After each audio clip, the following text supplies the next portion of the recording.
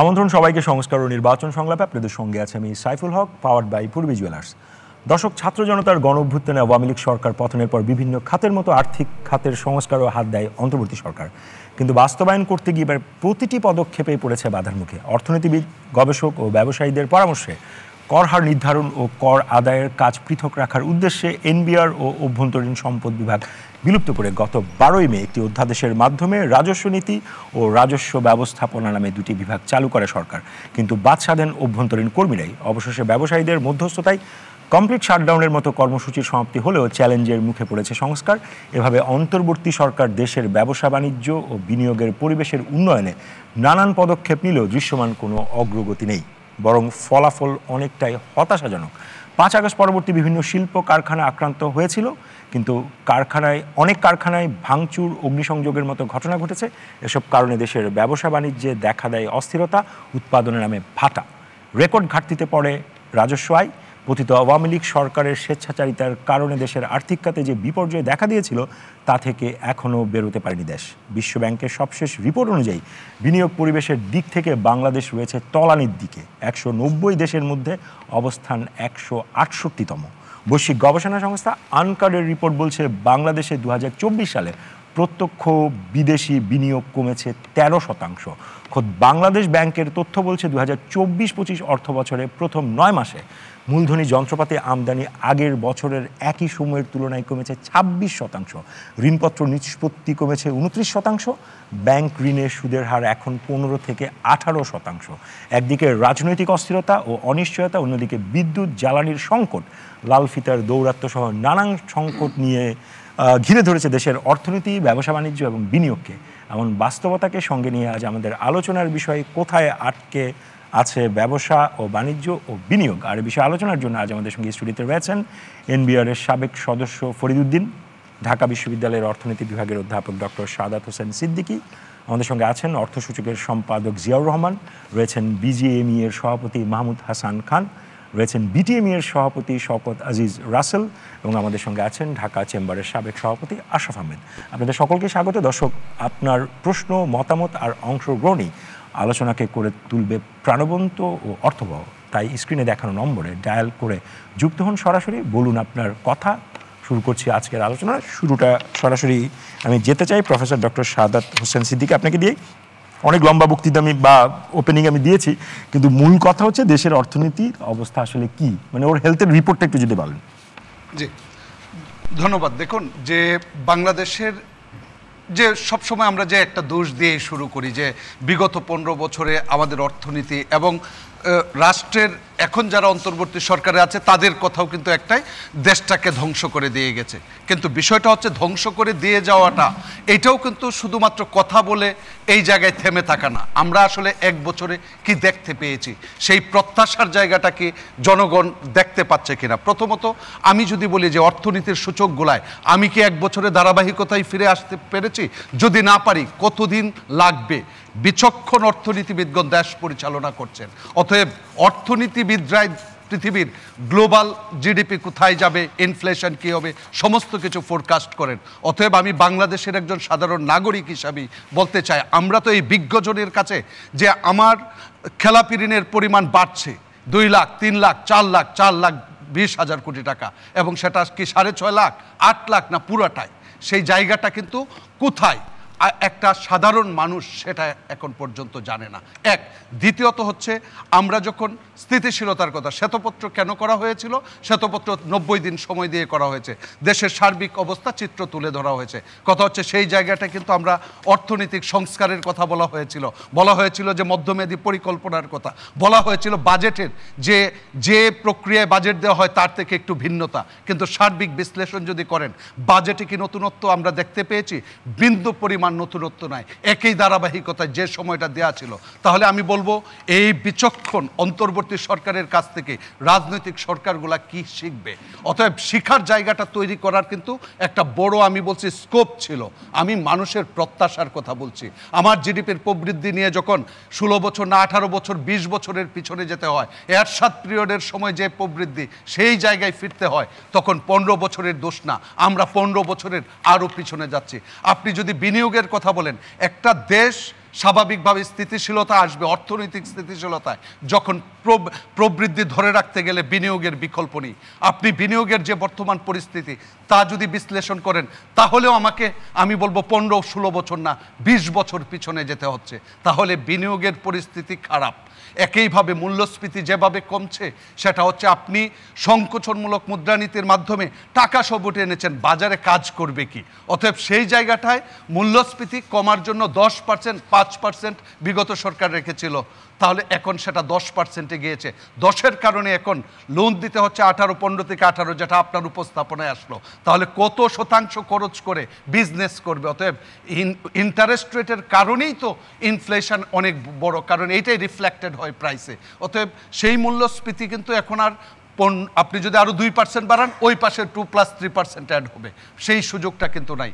তাহলে সেই জায়গা থেকে আমাদের বেরোনোর উপায় কি সেটা কিন্তু আমরা বেরোনোর উপায় পরের রাউন্ডে শুনবো। এক কথা আপনি যদি বলেন, আমার দেশে কি বেশি ঝুঁকিতে আছে অর্থনীতি, নাকি মোটামুটি ঝুঁকি, নাকি ঝুঁকি নাই? দেখেন, আমি বলবো যে বড় ধরনের ঝুঁকিতে আছে। জি, বড় ধরনের ঝুঁকি। ধন্যবাদ। আমি এবার যেতে চাই বিজিএম এর সভাপতি মাহমুদ হাসান খান। স্বাগত আপনাকে। আমরা দেখলাম ব্যবসায়ীদের মধ্যস্থতায় এনবিআর যে অচল অবস্থা, শাটডাউন মোটামুটি কাটানো গেছে। তো এরকম অ্যাডহক বেসিসে আপনারা ইন্টারভেনশন করে, ব্যবসায়ীরা তো আসলে ব্যবসা করতে আসছে দেশে, তারা তো এরকম পলিটিক্যাল ডেফিনেটলি তাদের সরকারকে সহযোগিতার একটা জায়গা আছে, কিন্তু এই ধরনের ইন্টারভেনশনগুলো দিয়ে কতদিন আসলে ব্যবসায়ীরা টিকবে একটু যদি বলেন। আমি খুব আশাবাদী হইতে চাই যে এই ধরনের ইন্টারভেনশনের প্রয়োজন হবে না। ধন্যবাদ। আপনি যে বলছেন অ্যাডহক বেসিসে ইন্টারভেনশন কেন লাগবে?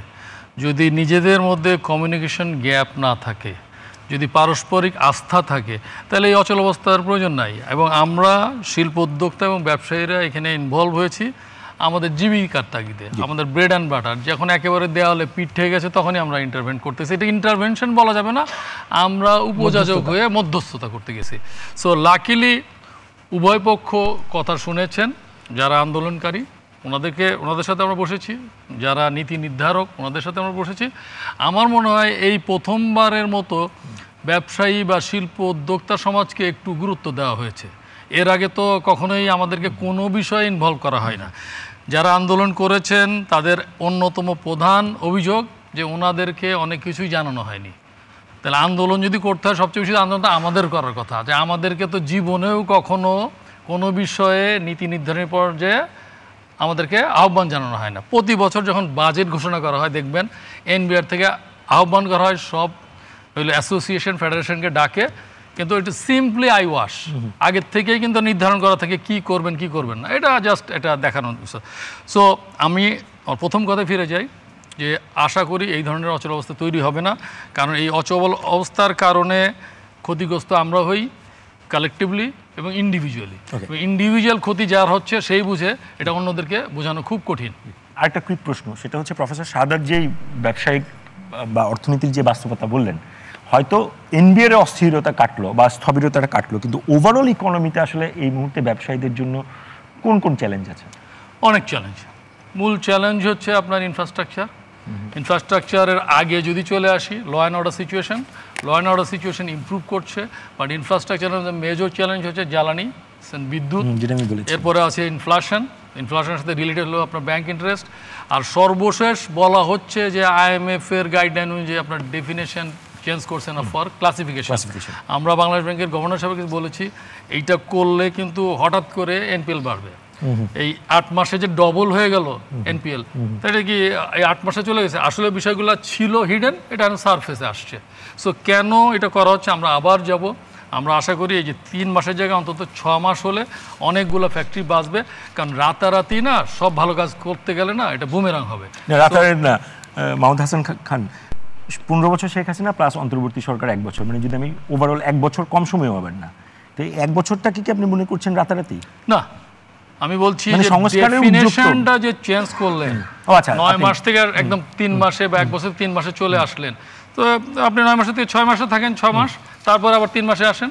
সবাইকে তো এটা অ্যাবজর্ব করার ক্ষমতা, অ্যাডজাস্টমেন্ট আনতে হবে। ধন্যবাদ। আমাদের সঙ্গে আছেন এনবিআর এর সাবেক সদস্য ফরিদ উদ্দিন। ফরিদ ভাই, আপনি অনেকদিন এনবিআর এ কাজ করেছেন। এনবিআর এর একটা অস্থিরতা আপাত অবসান ব্যবসায়ীদের মধ্যস্থতায় হয়েছে, কিন্তু আমার প্রশ্নটি হচ্ছে এই ব্যবসায়ীদেরকে এই মধ্যস্থতা পর্যন্ত যেতে হলো কেন? প্রজাতন্ত্রের ওনারা তো বিজনেস করবেন, আমরা রাষ্ট্র হিসেবে ওনাদেরকে আসলে এনভায়রনমেন্ট দিব, তো ওনাদেরকেই আসলে এনভায়রনমেন্ট ঠিক করার দায়িত্ব নিতে হচ্ছে। এটা আপনার কাছে আসলে শুনতে কেমন লাগে একজন সাবেক এনবিআর সদস্য? না, এটা দরকার ছিল না, বাট তারপরে বলবো ওনাদের তো অবশ্যই ধন্যবাদ দিয়ে অবশ্যই ওনাদের তো যেতেই হতো, কারণ কোনো পক্ষই যখন অনড় অবস্থানে থাকে তখন তো যারা মেন স্টেক হোল্ডার, বেসিক্যালি তো আসলে মেন স্টেক হোল্ডার তো তারা, তো তাদের তো ওখানে আসতেই হবে, ওখানে তো যেতেই হবে, সরকারকে বলতে হবে, প্রতিপক্ষকে বলতে হবে। আমি মনে করি বলাটা ঠিক আছে, এবং বলাতেই কিন্তু কাজটা হয়েছে, কাজে এটা বলাটা অন্যায় হয় নাই, ঠিকই আছে, এটা অবশ্যই প্রয়োজন ছিল বলে আমি মনে করি। আর এনবিআর এর ভেতর থেকে যেই মানে যেটা সরকার সংস্কারে হাত দিল, ভেতর থেকে আমরা আপনি যদি দেখেন আপনার জনপ্রশাসনের সংস্কারের হাত দিয়েছে, সেখানে সে চ্যালেঞ্জের মধ্যে পড়েছে, এনবিআর এর হাত দিল চ্যালেঞ্জের মধ্যে পড়েছে। তা এই চ্যালেঞ্জটা কি আসলে আমরা যখন ওনার টকশোগুলোতে শুনি, একটা বেসিক ন্যারেটিভ হইতেছে শেখ হাসিনা গত 15 বছরে যে এমন একটা ফ্যাসিবাদী কাঠামো তৈরি করেছে, ওটা রয়ে গেছে। না, আমার মনে এটা একটা ভুল ধারণা। এনবিআর কিন্তু সংস্কার কিন্তু বাতিল হয় না, চেঞ্জ হয় না, কিছু না। এনবিআর এর সংস্কার কিন্তু বিশাল ব্যাপার। এটি শুধুমাত্র পলিসি এবং অ্যাডমিনিস্ট্রেশনের সেপারেশন, পলিসিকে আলাদা করা না, এটা কিন্তু টোটাল রিফর্মের ম্যাক্সিমাম 10%, এন্ড দি রেস্ট 90% কিন্তু কোনো রিফর্ম এখনো হয় নাই। ওই রিফর্মের উপর কাজ হচ্ছে, এবং ওনারা জানে আমরা সবার কাছে পাঠিয়েছি, সব চেম্বারের কাছে পাঠিয়েছি রিফর্মের মূল প্রপোজাল, সবার কাছে পাঠিয়েছি। 1 মাস সময় দিয়ে এপ্রিলে 24 তারিখ, আগামী মাসে, এই মাসের এখন তো জুলাই 24 তারিখ পর্যন্ত আমরা সবার কাছে পাঠিয়েছি। এমনকি সিপিডি, পিআরআই হতে শুরু করে, বিআইডিএস হতে শুরু করে সবার কাছে পাঠিয়েছি, বিজিএমএ হতে শুরু করে Dhaka chamber, MCCI, foreign chamber, সবার কাছে পাঠিয়েছি, যত থিঙ্ক ট্যাঙ্ক আছে সবার পাঠিয়েছি, এবং যেটি দরকার সেটি স্টেক হোল্ডারদের এখানে কিন্তু রেসপন্স করতে হবে। আমরা চাইছি একটা national consensus document of regarding NBR রিফর্মের ব্যাপারে। দুর্ভাগ্য যেখানে এখানে বিভিন্ন স্টেক হোল্ডারের এক এক স্বার্থ এক এক রকম, বিজেপির স্বার্থের সাথে অথবা বিটিএমির স্বার্থের কোনো জায়গায় ক্ল্যাশ আছে, এবং সেটা হয়তো ট্যাক্স পলিসিতে যদি কোনো ক্ল্যাশ থাকে, আমরা চাচ্ছি দুইজনই কথা বলুক, কথা বলার সাথে যাতে এই ক্ল্যাশটা কমে আসে। কোনো রিপ্লাই পেয়েছেন? এই মাসে 24 তারিখ, আচ্ছা 24 তারিখ পর্যন্ত ডেডলাইন আছে। আমরা তাদেরকে বলেছি, এবং আমরা রিমাইন্ডার দিব 7 দিন পর। আমরা চাচ্ছি একটা ন্যাশনাল কনসেনসাস ডকুমেন্ট হোক, যেটা ভিত্তিতে জাতীয় রাষ্ট্রের রিফর্মটা হবে। একটি কথা বলা দরকার, সেটা হচ্ছে অতীতে আমি সবার প্রতি রেসপেক্ট রেখে বলছি, বিশ্ববিদ্যালয়ের শিক্ষক উনি আছেন, আমার কাছে ডকুমেন্ট আছে, আমি কিন্তু ডকুমেন্টের ভিত্তিতে কথা বলি। এনবিআর এর রিফর্মটা অত্যন্ত জরুরি ছিল বিনিয়োগের জন্য, এবং এই দেশে গভর্নমেন্টের রেভিনিউর জন্য, বৈষম্য কমাবার জন্য, সামাজিক ন্যায় বিচার প্রতিষ্ঠা করার জন্য, সুশাসনের জন্য। কিন্তু সেই রিফর্মটার জন্য যেটি দরকার ছিল একটা পলিটিক্যাল কমিটমেন্ট, আনফর্চুনেটলি সেটি দেশে কখনো হয় না, কোনো গভর্নমেন্ট করে নাই। এবং কি যারা স্টেক হোল্ডার আছে, এমনকি বিশ্ববিদ্যালয়ের শিক্ষকরাও, এমনকি কোনো বিজনেস কমিউনিটি এনবিআর রিফর্মের ব্যাপারে খুব স্ট্রংলি কখনো কিন্তু দাবি করে নাই। এই প্রথম সরকারি উদ্যোগ নিয়েছে। আর যেটি সামান্য চেঞ্জ হয়েছে সেটি হচ্ছে পলিসি, যেটা রিকমেন্ডেশন ছিল। আমি বিশ্বাস করি যেহেতু এনবিআর একটা আসলে বিশেষায়িত প্রতিষ্ঠান, এখানে ট্যাক্স পলিসি কিন্তু একটা জেনারেল পলিসি না, এটা একটা স্পেশাল নলেজের একটা ব্যাপার আছে। ওই ডোমেন নলেজ যদি না থাকে তাহলে এই পলিসিতে কন্ট্রিবিউট করতে পারে না। এখানে আমার যেটি মনে হয় সেটা হচ্ছে ভুল বুঝাবুঝিছে, সেই ভুল বুঝাবুঝির কারণে এটা কিন্তু আপাতত স্থগিত আছে, বাট এটা কিন্তু বন্ধ হয়ে যায় না, এটা হবেই। ধন্যবাদ। আবারও আসবো আপনার কাছে। এবারে জিতেছে বিটিএম এর সভাপতি শওকত আজিজ রাসেল। আমাদের অনুষ্ঠানের যেটা শিরোনাম, সেটাই আমি আপনাকে প্রশ্ন করি যে কোথায় আসলে আটকে আছে ব্যবসা বাণিজ্য আর বিনিয়োগ? দেখেন, আপনি আমাদেরকে একটা অস্বস্তিকর পরিবেশে রাখবেন, আবার বলবেন যে বিনিয়োগ হচ্ছে না, ব্যবসা কেমন বাড়ছে না, সবই তো বাবু ভাই বললো। আমরা অ্যাকচুয়ালি বিজিএমএ আর বিটিএমএ একে অপরের পরিপূরক। তো আমরা কি চাই? আমরা বিদ্যুৎ চাই, আমরা চাই আপনার একটা ডিসিপ্লিন, যে অস্থিরতা যে আছে এগুলা আমরা দেখতে চাই না। বিনিয়োগ করব কি করে? বিনিয়োগ অ্যাকচুয়ালি 3 রকম হয়। একটা হচ্ছে ডোমেস্টিক বিনিয়োগ, একটা হচ্ছে G2G বিনিয়োগ, সেটাকে আমি বিনিয়োগ বলবো না, যেটাকে নিয়ে সরকার অনেক প্রোপাগান্ডা করে যে এত কোটি টাকা এসছে, এত কোটি টাকা এসছে। এগুলো তো গ্যারেন্টিড, আপনার টাকার যেখানে মান যাক না কেন আপনাকে পে করতে হবে at the end of the day. So সেটাকে আমি বিনিয়োগ বলবো না। আপনি আমাকে দেখেন 5ই আগস্টের পরে আমার অ্যাসোসিয়েশন থেকে কোনো নতুন আর্টিকেল বা মেমোরেন্ডাম এসে কোনো নতুন শিল্প সার্টিফিকেট নেয় নাই আমার থেকে। তো আমাদের 800 মেম্বার, আমরা 22 বিলিয়ন, আমরা আমি আর উনি দুজন মিলে $75 বিলিয়ন আমাদের ইনভেস্টমেন্ট। নতুন তো বিনিয়োগ আমরা দেখতে পাইনি। আরেকটা বিনিয়োগ হচ্ছে বিদেশি উদ্যোক্তা। তো বিদেশি উদ্যোক্তা কখন আরেকটা দেশে গিয়ে ব্যবসা করবে? সে যখন তার নিজের দেশে সফল। আর সফল কখনই হয়? সে যখন পারদর্শিক হয়, সে বিজনেসের সবটাই ভালো করে বুঝে। তো সে আমার দেশে এসে যে সামিটটা হলো, প্লেনে ওঠার আগেই তো দেখলো যে গ্যাসের দাম বেড়ে গেল। তো এরকম একটা মানে অস্থির পরিবেশে তারা বিনিয়োগ করবে কি করে? তার মধ্যে মনে করেন একটা গভর্নমেন্ট, একটা স্টেবল গভর্নমেন্ট না থাকলে, আমি বলছি না যে আমাদের গভর্নমেন্ট খারাপ, একটা স্টেবল গভর্নমেন্ট না থাকলে কেউ বিনিয়োগ করতে আসে না সাধারণত। স্টেবল বলতে রাসেল ভাই আপনি কি মানে পলিটিক্যাল গভর্নমেন্ট বোঝাচ্ছেন? পলিটিক্যাল গভর্নমেন্ট বলতে চাচ্ছি আমি। সেটা একটা দিন নির্ধারণ করলেই হয়। আমরা অনেক কিছু, ক্রিসমাস ডে কবে হবে আমরা জানি। তো আমাদের এই জায়গায় কেন আমরা বারবার we are beating around the bush? আমাদের we need to be very clear on certain dates, তাইলে আমরা সেভাবে প্রস্তুতি নিতে পারবো, আমরা সেভাবে বিনিয়োগ করতে পারবো। আমার দেশে তো বিনিয়োগ হচ্ছে না, বিদেশিদেরকে আমি কি বলে আনবো? এখন যে বিডা যেসব কমিটমেন্ট দিচ্ছে, যেসব ফোরাম করছে, আমার জানা মতে 5ই অগস্টের পরে কোনো এমওইউর এগেনস্টে কোনো বিনিয়োগ এখন পর্যন্ত এসছে বলে আমার কাছে দৃশ্যমান নয়। আর কেউ যদি বলে থাকে যে প্রোপাগান্ডাগুলো হচ্ছে ফেসবুকে বলেন, আপনার টুইটারে বলেন বা মিডিয়াতে বলেন, এগুলো তো নতুন বিনিয়োগ না, এগুলো হচ্ছে অনগোয়িং প্রজেক্ট, যেটা আসছে ওরা আবার এই টাকা তুলে নিয়ে যাবে। এই টাকাটা কিন্তু অনুদান না, এটা কোনো ব্যবসায়িক ইনভেস্টমেন্টও না, it is guaranteed by government to government. তো এই বিনিয়োগগুলো কিন্তু আমাদের গর্ব করার মতো কিছু না। গর্ব তখনই করব যখন একটা চাইনিজ ইনভেস্টার এসে নতুন একটা গার্মেন্টস করলো।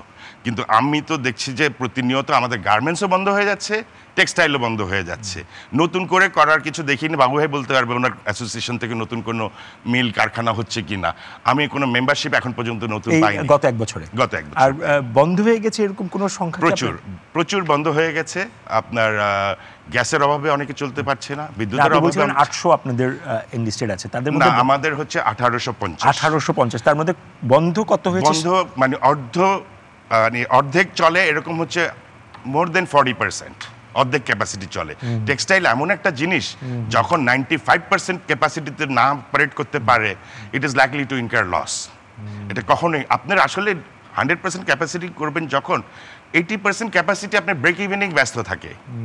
এখন দেখেন নতুন বাড়তি আপনার ইন্টারেস্ট রেট। আরেকটা জিনিস আমি আলোকপাত করতে চাই, সেটা হলো এই যে টাকাগুলো লুটিং হয়েছে, এই লুটিংয়ের টাকাটা আপনি আবার ব্যাংকে কেন দিচ্ছেন? আপনি গ্রাহককে দিয়ে দেন। আপনি ব্যাংকে দিয়ে 52,000 কোটি টাকা আমরা ছাপাই দিছি, যেটা ছাপাই দিয়েছি, তারপর আবার ওরা যে চুরি করছে ওটাকে আবার ভর্তুকি বাংলাদেশ ব্যাংক থেকে ফেরত পাঠানো হচ্ছে। তো আপনি যে লাউ সেই কদই হচ্ছে, কিন্তু আপনি ওদেরকে টাকা দিচ্ছেন, ভর্তুকি আমাদের দিতে হচ্ছে 18%। আপনি গ্রাহকরে বিদায় করেন, ওদেরকে একটা পানিশারি মেজার নেন। You fail to operate, you were align মানে অ্যাকমপ্লিশ টু দি মানে ওনার্স। তো তুমিও কোনো পানিশমেন্টের আন্ডারে আসলো না, ওনারও কোনো পানিশমেন্ট আসলো না, আবার আমি টাকা ছাপাই দিয়ে তাকে জীবিত করার চেষ্টা করছি। এটা এই প্রসেসটা যদি চালু থাকে, অদূর ভবিষ্যতে এটা আবার রিপিট হবে। ধন্যবাদ।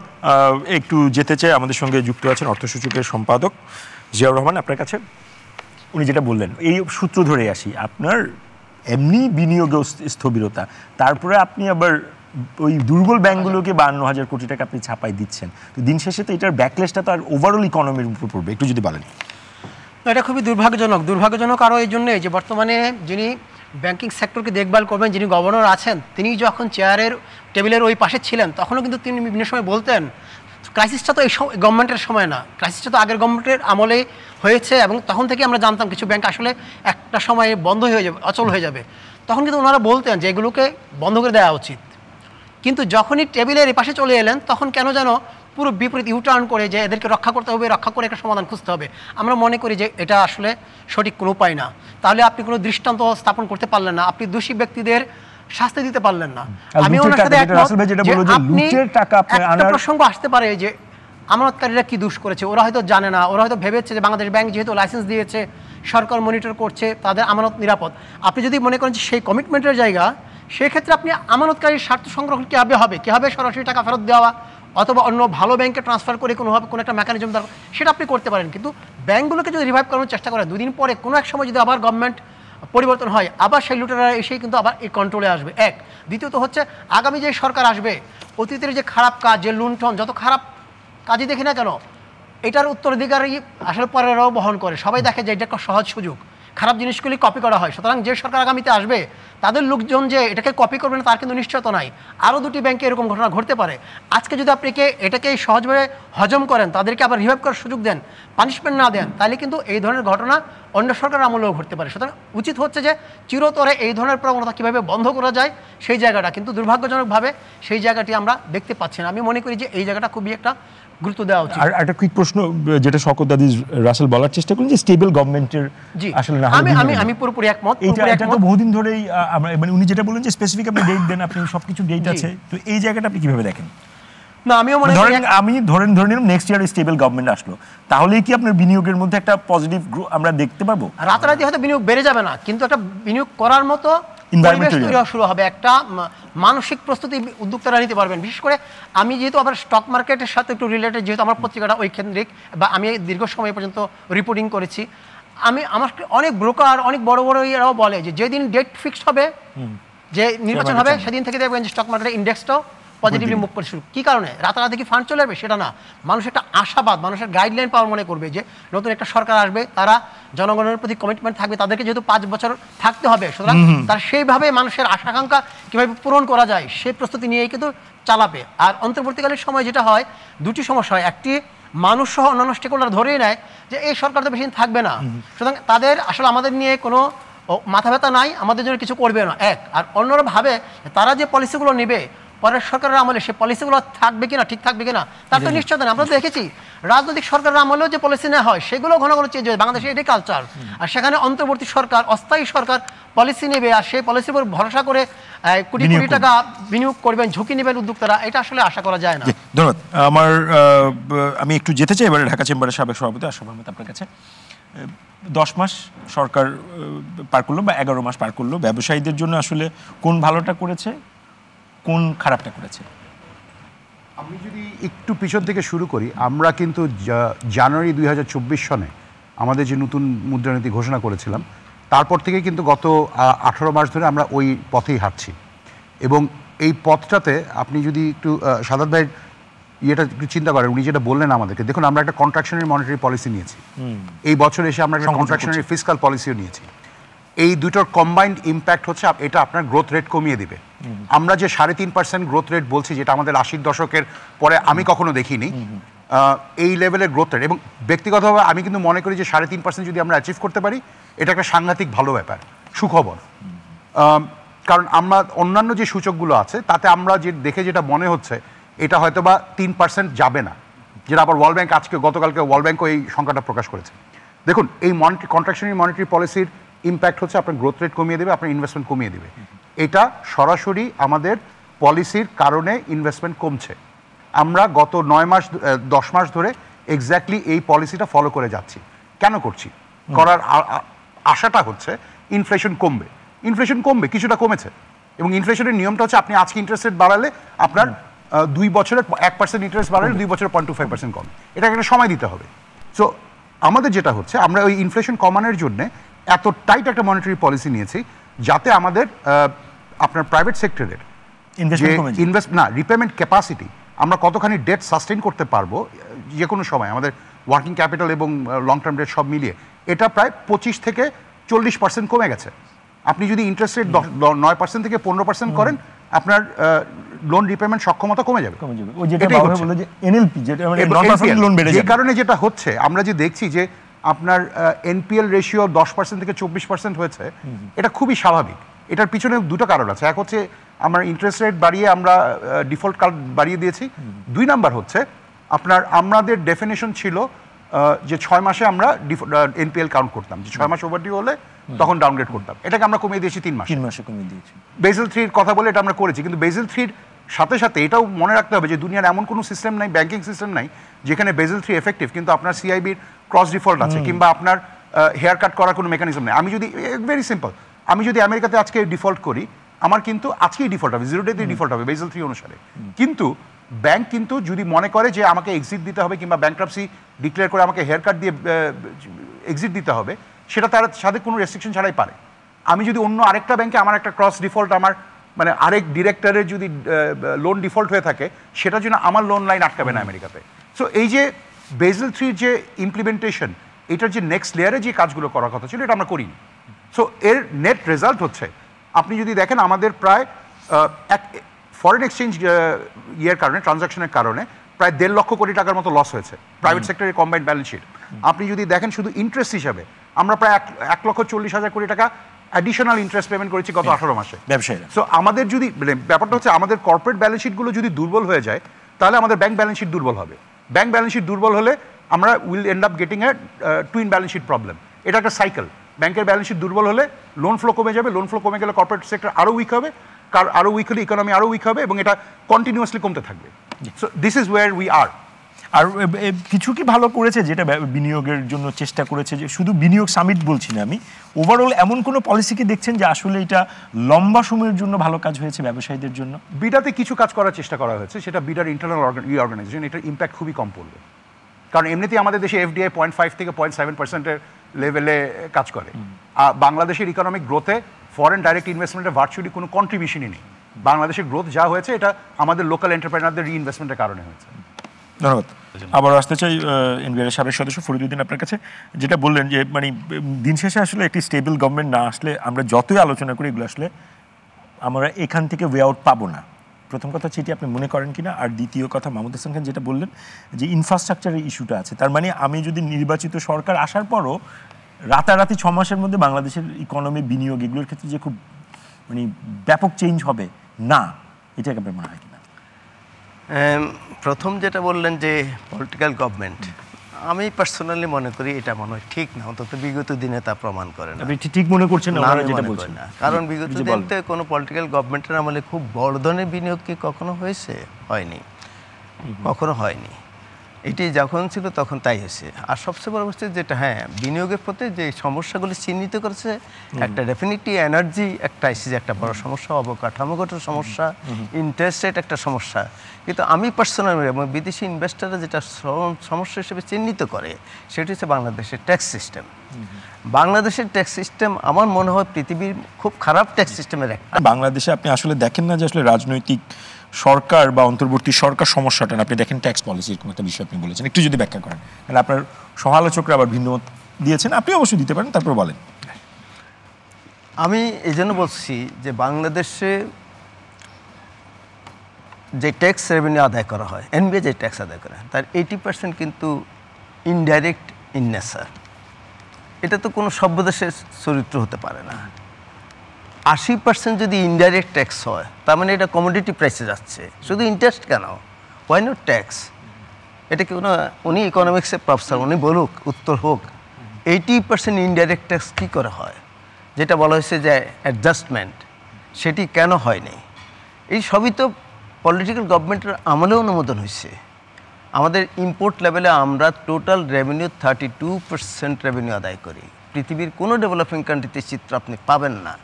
এটা গ্লোবালাইজেশনে এখন যেটা বলা হচ্ছে ট্যাক্স রিফর্ম, এটা কিন্তু গ্লোবাল ট্যাক্স রিফর্মের কমপ্লিটলি পরিপন্থী। এটাও তো, এই সিস্টেমটা তো পার্লামেন্টে অনুমোদন করছে, ক্যাবিনেট অনুমোদন করছে, কোনো নন পলিটিক্যাল গভর্নমেন্ট তো করে নাই।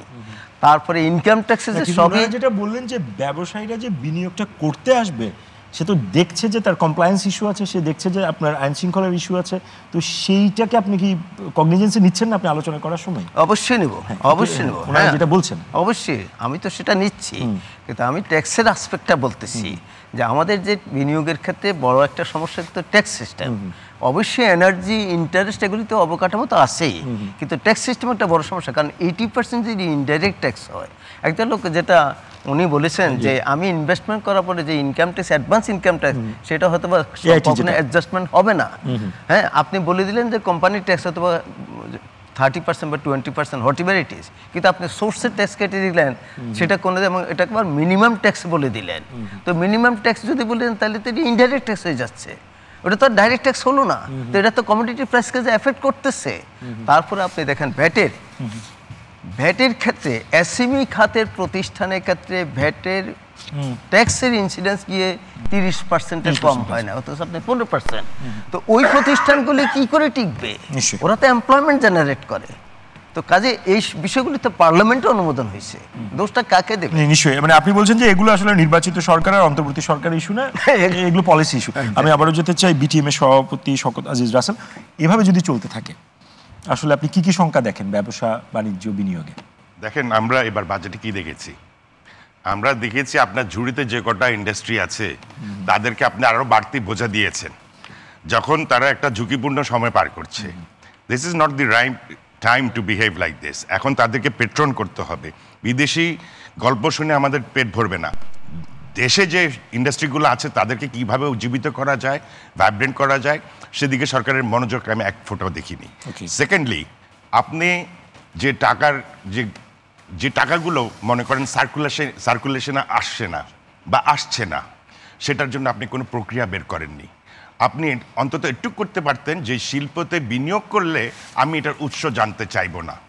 আর আপনাদের যেটা হলো, আপনারা তো রেভিনিউ প্রতি বছর একটা টার্গেট দিয়ে দেওয়া হয়, পিছন দিয়ে তাকায় দেখেন না রেভিনিউটা আসবে কোত্থেকে। আমার মেশিনের থেকে বেশি ক্যাপাসিটি ধরে আপনারা ট্যাক্স ধরে দেন, পরে একটা সেটেলমেন্টে যান আর কি। এটা সব ব্যবসায়ীদের সাথেই হয়ে থাকে। এটা কিন্তু প্রক্রিয়া না।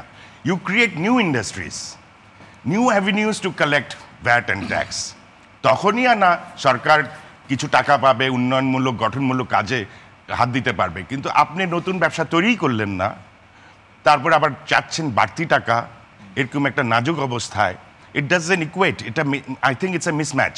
এই সরকারকে এখনও সময় আছে। আরেকটা জিনিস আমি লক্ষ্য করেছি, একটা সুবর্ণ সুযোগ ছিল ৫ই আগস্টের পরে টাকাকে ডিমনিটাইজেশন করা, তাইলেও কিছু সিন্ধুকের টাকা বেরিয়ে আসতো।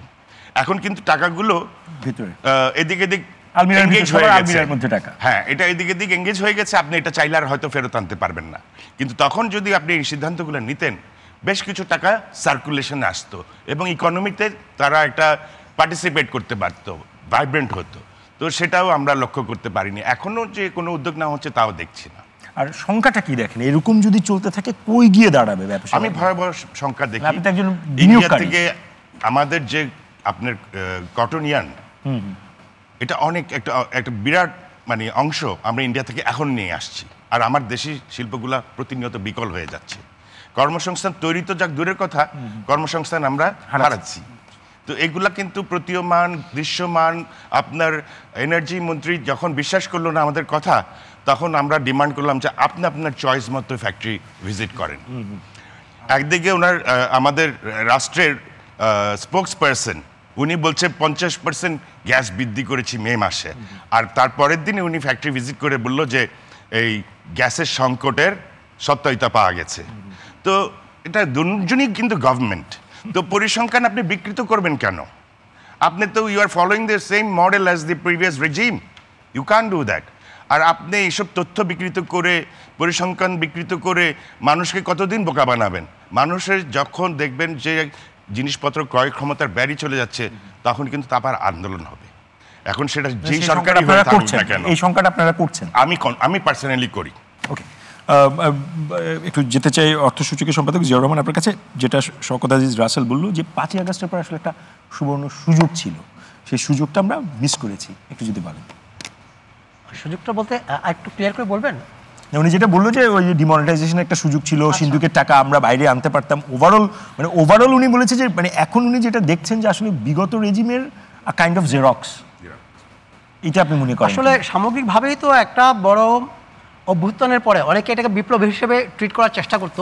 আমরা সে ভিতরে যদি নাও যাই, এটা তো বলতে পারি যে বড় ধরনের একটা পরিবর্তন। এই বড় ধরনের পরিবর্তনের পরে যে সরকার আসবে, তার মধ্যে যে একটা বৈপ্লবিক স্পিরিট থাকবে, দৃষ্টিভঙ্গি থাকবে, আমি মৌলিক একটা পরিবর্তন করব, দুর্ভাগ্যবশত আমরা সেটি দেখিনি। আমরা দেখেছি উত্তরাধিকারকে বয়ে সামনে নিয়ে যাওয়া, এবং সেই কারণে সেটি হয়নি, এবং তারা রিস্কটুকু নিতে চায়নি। আমার পাশের দেশে ইন্ডিয়া তো মাঝখানে এদের একটা উদাহরণ ছিল, এবং শেষ পর্যন্ত দেখা গেছে যে সেখানে খুব বেশি সুফল তারা পায়নি। হয়তো সরকার চিন্তা করেছে যে এই টাইপের একটা ঘটনা ঘটলে যদি সুফলও না আসে, কিংবা আমরা ঠিকমতো হ্যান্ডেল করতে পারবো কিনা, সেক্ষেত্রে তাদের হয়তো একটা কনফিডেন্স ক্রাইসিসও ছিল, সেটাও হতে পারে। কিংবা তাদের অ্যাটেনশনের জায়গাগুলো অন্য কোথাও বেশি ছিল, এই জায়গার পরিবর্তে সেটিও হতে পারে, কিন্তু সেটি হয়নি। যে কারণে একই কথা একটু আগে আমরা বলছিলাম যে ব্যাংকের ক্ষেত্রে আপনি দেখেন যে কাজটি করতে পারতো যে আমি 5টি ব্যাংক বন্ধই করে দিব, কিন্তু সেটা না করে সেগুলোকে জোড়াতালি দিয়ে টাকা ছাপিয়ে মূল্যস্ফীতির জন্য আপনি হ্রাস টেনে ধরছেন, আবার নতুন করে টাকাও ছাপছেন। এই ধরনের কন্ট্রাডিক্টরি সিদ্ধান্ত কিন্তু এই সরকার নিয়েছে। সুতরাং আমার মনে হয় যে তাদের পলিসিগত দিক থেকেও কিছু ভুল আছে, সৎ সাহসের কিছু ঘাটতি আছে। আসলে সাহস করতে হয়। আমি তো রাজনৈতিক সরকার না, আমাকে তো আরেকবার নির্বাচিত হয়ে আসতে হবে না। সুতরাং আমি যদি মনে করি যে আমার নিয়ত পরিষ্কার, আমি দেশবাসীর জন্য দেশের জন্য বড় কিছু করে যাব, আমি সফল হতে পারি, আমি ফেলও করতে পারি, কিন্তু আমি করব না। ওনাদের নিয়ত, এই সরকারের নিয়ত অপরিষ্কার, সেটা কি আপনার মনে হয়েছে? আমি সে কথা বলছি না, আমি বলছি যে এটার সাথে অনেক সাহসের ব্যাপার থাকে, যেহেতু আমরা বলি তো বিশ্বাসের সাথে মিলে আমার কাজগুলোর এরকম সাহসিকতা আমি কেন দেখাতে পারবো না? সেটি যদি করতো তাহলে মৌলিক অনেক পরিবর্তন আমরা এটি সহ এই সরকারের বাজেট নিয়েও কথা হলো, বাজেটেও যেরকম আমরা আশা করেছিলাম, আমরা মৌলিক কোনো পরিবর্তন কিন্তু দেখিনি। পাশের দেশ শ্রীলঙ্কা দেউলিয়া হয়ে গেছিল, সেই ইকোনমি ঘুরে দাঁড়িয়েছে। আপনি দেখেন যে বিপ্লবী সরকার এসছে, একটা বাম ধারার সরকার এখন ক্ষমতায় আছে, তারা শিক্ষায় বাজেট বরাদ্দ বাড়িয়েছে, স্বাস্থ্যে বাড়িয়েছে, আর আমার দেশের বাজেটে উল্টো বরাদ্দ কমেছে। তো এইটি তো আমরা কোথাও থেকে ভালো কিছু শিক্ষাও নিতে পারি। যে সরকারটি দৃষ্টান্ত স্থাপন করতে পারতো ভালো কিছুর, সেই সরকারটি উল্টো আর খারাপ কিছু দৃষ্টান্ত স্থাপন করলো। এটি হচ্ছে আমাদের দুর্ভাগ্য। যে আমাদের দুর্ভাগ্য নিয়ে একটু আমি শুনতে চাই আশরাফ আহমেদ আপনার কাছ থেকে, যে একটা সুযোগ ছিল আগে একটা খুব একটা রসিকতামূলক একটা আচরণের গল্প বলি আপনাকে। আমি যদি আজকে আমেরিকায় বসে গ্যাস কিনি, এবং আমাদের যেটা গ্যাসে যেটা হয় যে ন্যাচারাল গ্যাস এবং এলএনজি কম্বিনেশনে, ওই 70-30 কম্বিনেশনে যদি আমি আজকে গ্যাস কিনি, আমার খরচ পড়বে 22 টাকা পার কিউবিক মিটার। 22 টাকা। আমরা আজকে যদি আমি গ্যাস চাই, বাংলাদেশে আমাকে দিতে হবে 42 টাকা পার কিউবিক মিটার। এই 20 টাকা কোথায় যায়? এটা তো গত 3-4 এটা আই থিঙ্ক 4-5 মাস আগে বাড়ানো হয়েছে। কেন? এই প্রশ্নগুলো কিন্তু আমরা কখনো করি না। আমরা এত এই ডেপথে নাম্বারগুলো দায়িত্বে থাকেন ব্যবসায়ী, আপনারা সরকারের সাথে কথা বলার যখন সুযোগ হয় এই প্রশ্নগুলো তোলেন নাই? আমাদের কথা কি সরকার শুনে বলে আপনার মনে হয়? জি জি জি জি না, সেটা মানুষ, আমিও শোনার চেষ্টা করছি, মানুষও নিশ্চয়ই শুনছে, মানুষজন শুনে, জনগণ শুনে, আপনার জনগণেরই পার্ট। আমি একটু আহমেদ ভাইকে সাপ্লিমেন্ট করি। গ্যাস আমাদের কাছে আসার আগে অনেকবার ট্যাক্স হয়ে যায়, রিগ্যাসিফিকেশনে 15%, তারপর আপনার তিতাস একটা পাবলিক লিমিটেড কোম্পানি, অল্প একটু শেয়ার তাদের আছে, তারা আবার প্রফিট করে 500,000 কোটি টাকা এদিকে সরকারকে দেয়, তারপরে আবার তারা 3,000 কোটি টাকা বিপিসি কে হাওলাত দেয়। মানে একটা বিলাসিতার একটা জায়গা, মানে তাদের কর্মচারী আমাদের 42 টাকা গ্যাস না বিক্রি করে আমাদেরকে আমাদের নিজেদের গ্যাস আনতে দেন, আমরা কোনোদিন কমপ্লেইন করবো না সরকারের কাছে গ্যাস নাই কেন। আমাদের জন্য কিন্তু ব্যাপারটা লাভজনক হবে। না না, যেটা আপনারা বুঝছেন সরকার তো গুডউইলে আছে, তাহলে সরকার বুঝছে না? না বোঝার কোনো কারণ নেই। তারপর গল্প মানে এই যে আমি যে ক্যালকুলেশনটা করছি, এটা তো ভাই আমার এক্সপার্টিসও দরকার হয় না, কিছুই দরকার হয় না।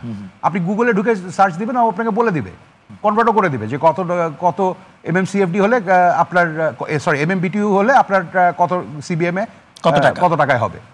এই যে দেখুন আমাদের ইস্যুটা হচ্ছে এই যে ইনএফিশিয়েন্সিস গুলো, এটা এইগুলোই আসলে আজকে আমাদের প্রশ্নের উত্তর, যে কোথায় আসলে আটকে আছে ব্যবসা বাণিজ্য বিনিয়োগ, আপনি যেগুলো বলছেন। These are our answers, isn't it? Only part of the story. Because আপনি দেখেন আমাদের মূল যদি ইস্যু বলি, আমাদের 3টা মেজর ইস্যু আছে। বাবু ভাই যেটা কিছুক্ষণ আগে বললেন, যে দেখুন আমাদের ইনফ্রাস্ট্রাকচার ইস্যু আছে। ইনফ্রাস্ট্রাকচারের মধ্যে আমার গ্যাস, ইউটিলিটি, ট্রান্সপোর্ট, লজিস্টিক্স সব কিছু আছে। আমাদের ফাইন্যান্সিয়াল ফ্লোজ, আমাদের মনিটারি সিস্টেমের একটা বড় ধরনের দুর্বলতা তৈরি হয়েছে, এবং এই দুর্বলতাটা বাড়ছে, আমরা দেখতে পাচ্ছি। এবং বাড়ার কারণটাও খুব সহজ, নীতিগত ট্রানজিশন। আমরা ডিসাইড করেছি যে আমরা 6 মাস থেকে 3 মাসে নামিয়ে আনবো। আমরা ডিসাইড করেছি আমরা বাংলাদেশ ব্যাংকের যে হেয়ার কাটের যে পলিসি, এই পলিসিটা অ্যামেন্ড করবো না। এটা আমরা এটা কি খুব শিওর, মানে কমফোর্ট জোনে থাকা সরকার, যে খুব র্যাডিক্যাল কোনো চেঞ্জ করলাম না? যেহেতু আপনি তো র্যাডিক্যাল চেঞ্জ করছেন, আপনি র্যাডিক্যালি আপনি যে এনপিএল এর ডেফিনেশন চেঞ্জ করে দিলেন রাতারাতি 10% থেকে 22% হওয়ার কারণ হচ্ছে আপনার সবচেয়ে বড় ইম্প্যাক্ট হচ্ছে আপনার এই ডেফিনেশন চেঞ্জ, যে আপনি 6 মাস থেকে 3 মাসে নামিয়ে দিয়েছেন। এবং এটা আমার ধারণা যখন আমরা সামনে আবার এটাকে 0 ডেতে নামিয়ে আনবো, আবার ডাবল হয়ে যেতে পারে।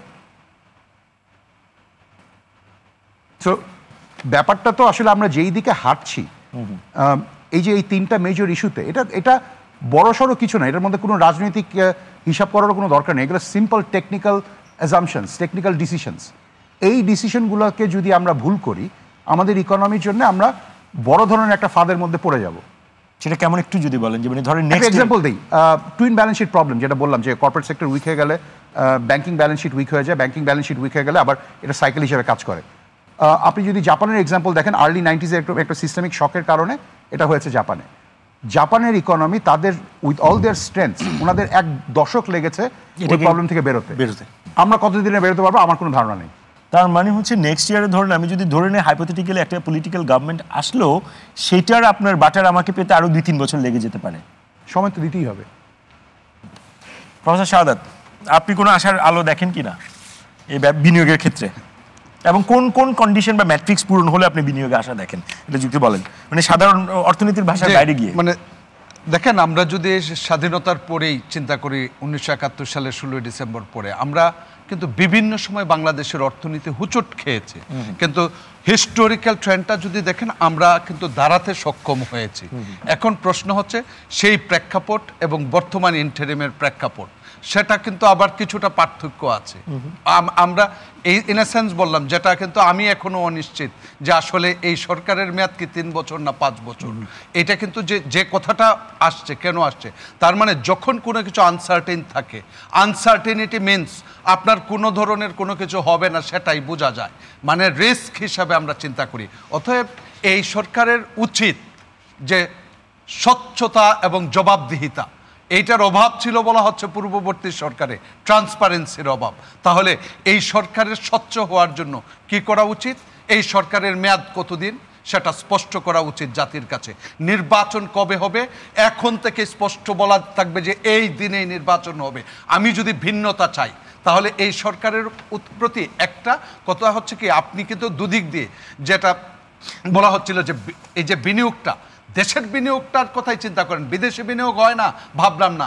বাংলাদেশ $90 অর্থনীতি আর $2,850 অর্থনীতি হয়েছে, দ্যাটস ট্রু, এবং সেগুলা এই ঝড়ঝাপটার মধ্য দিয়ে। কিন্তু বিষয়টা হচ্ছে আমাদের দেশের বিনিয়োগকারীরাই এই পর্যন্ত নিয়েছে। এখন প্রশ্ন হচ্ছে অর্থনীতি বড় হয়েছে, লুঠেরা তৈরি হয়েছে। তো লুঠেরা তৈরি হওয়ার জন্য বিগত সরকারকে দায়ী করা হয় কেন, অর্থনীতি লুট করে নিয়েছে। কথা হচ্ছে কে লুট করেছে, 1 বছরে তো আমি কোনো লুঠের কে দেশে হোক বিদেশে হোক এই সরকার তো কাউকে এনে পানিশমেন্ট দেয় নাই।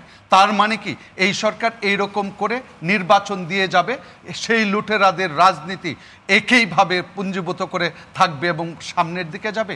যে কারণে আমি বলছি যে আমি আশা দেখি তখনই, এর মধ্যেও যদি এই সরকার নির্বাচনের কথা বলে, আমরা থিওরিটিক্যালি পলিটিক্যাল সায়েন্সের একটা ওয়ার্ড আছে যে এনি ফর্মস অফ গভর্নমেন্ট, যদি any forms of Democratic government worst, আমি যদি ডেমোক্রেটিক গভর্নমেন্টের ওর্স্ট ফর্ম ধরি, সেটা far better than any forms of government. এটা কিন্তু এমনিতে প্রুফ হয় নাই।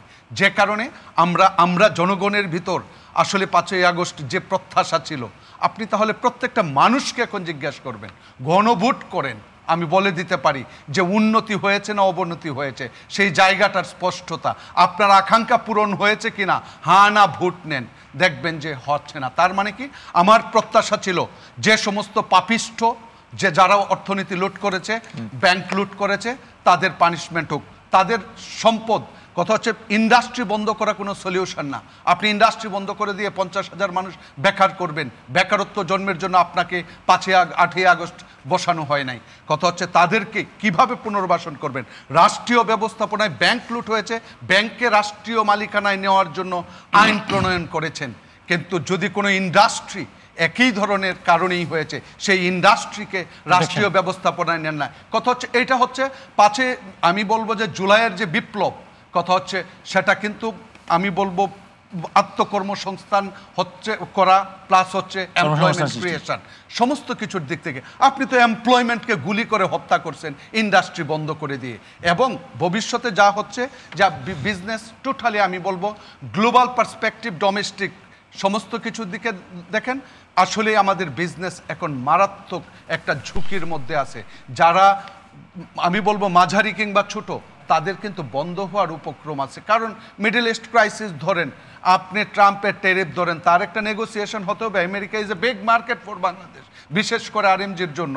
অতএব সমস্ত কিছুর সুরাহা নির্ভর করবে কিন্তু অনেক ইকুয়েশনের উপর। সেই সমস্ত জায়গায় আমি মনে করি তারপরেও যদি যত তাড়াতাড়ি রাজনৈতিক সরকার একটা ভালো ভোট, যেটা জনমনে তৃপ্তি দিবে যে না ইয়েস আই ভোটেড ফর, তার মানে হচ্ছে আমি ভোট দিচ্ছি। যেমন আমি ব্যক্তিগতভাবে বলতে পারি না আমি আসলে সঠিকভাবে কখন ভোট দিতে গেছি আর ভোট দিতে পারি না, দ্যাটস মাই ফল্ট। মানে কথা হচ্ছে আমার কান্ট্রির ফল্ট, তার মানে স্টেটের রাজনীতির একটা বড় ধরনের সমস্যা ছিল বলে, কিন্তু সেই সমস্যার ভিতরেও এগুচ্ছে। কিন্তু আমাদের এই সরকারের সময় সেই আগানোর স্বপ্নটাও কিন্তু দেখা যাচ্ছে।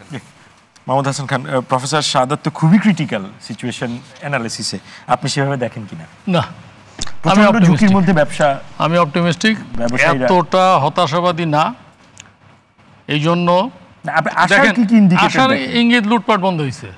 15 বছর যে রেজিম, ওই রেজিমকে যদি আপনি ভাগ করেন, প্রথম 5 বছর, পরের 5 বছর এবং পরের 5 বছর, প্রথম 5 বছর যা ছিল, পরের 5 বছর তারপরে খারাপ হয়েছে, আর শেষের 5 বছর আরও খারাপ হয়েছে। আল্লাহর অশেষ রহমত যে পরে আর টিকতে পারে নাই।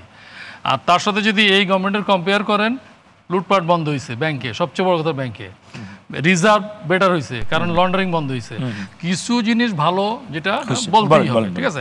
ল অ্যান্ড অর্ডার সিচুয়েশন যদি বলেন, পৃথিবীর বহু দেশের বিপ্লবের পরে হাজার হাজার মানুষ মারা যায়, কয়টা মানুষ মারা গেছে? সো বলা হয়েছিল আগের রেজিম যে আমরা চলে গেলে লক্ষ লক্ষ মানুষ মারা যাবে, যায় নাই। সো এইগুলা পজিটিভ জিনিস। বাট জিনিস যেটা বললেন, ফরিদ ভাই একটা বলছেন যে পলিসি, ট্যাক্স স্ট্রাকচার, আমি জানি না, এখানে তো আপনি একমাত্র প্রশ্ন করার অধিকারী। আমি প্রশ্ন আমি প্রশ্ন ফরিদ ভাইকে করব আপনার ইয়েতে, এই যে ইম্পোর্টের সময় যে ডিউটি স্ট্রাকচার বা ট্যারিফ স্ট্রাকচার, যে জিনিস বাংলাদেশে তৈরি হয় না, যে জিনিস বাংলাদেশের ইকোনমির জন্য life line for the time being, which is LNG, তাহলে এখানে এতগুলা টিয়ারে কেন ট্যাক্স বসানো হবে, যেটা এইবারের বাজেটে 15% করা হয়েছে, যেটা খালি একেবারে ইম্পোর্ট পর্যায়ে। এর পরের পর্যায়ে আছে রিগ্যাস্টিফিকেশন, তারপরে আছে যে যারা আছে এটা আমাদের কাছে বিক্রয় করবে। প্রত্যেকটা টিয়ারে কিন্তু ট্যাক্স এবং ভ্যাট বসানো আছে। কেন এটা করতে হবে? এটা এই জন্য করেন, আপনাকে প্রশ্নটা করছে, আমি উনি করছে, এটা কেন করা হয় আমি জানি না। এটা কেন করা হয় আমি জানি না। যদি এমন হইতো যে আমাদের এখানে এলএনজি প্রডিউস হয়, তাকে প্রোটেকশন দেওয়ার জন্য আপনি করতেছেন। এইটা এই জন্য করা হয় যে যারা কর্মকর্তা তারা বসে বসে তাদের পারফরমেন্সটা দেখাবেন যে আমি এই রেভিনিউ কালেক্ট করে দিছি। দেখেন আমাদের এই রপ্তানিমুখী শিল্পে শুধু পোশাক না, ইনসেন্টিভ দেওয়া হয়, ঠিক আছে। এই ইনসেন্টিভের এগেনস্টে 10% ট্যাক্স কেটে রাখা হয়। সরকার একদিকে দিচ্ছে আর আবার ওইদিকে 10%, মানে বসে বসে দেখাচ্ছে এই 8,000 কোটি টাকা ইনসেন্টিভ দিছি, 800 কোটি টাকা আমি আর্ন করে দিছি, কোনো without having any single effort, ঠিক আছে, ঘরে বসে বসে। সো আমার কাছে এইটাই মনে হয় যে এই পলিসিগুলোকে না রিয়ালিস্টিক হইতে হবে। এটা তখনই সম্ভব যদি ওনাদের মাইন্ডসেট চেঞ্জ হয়।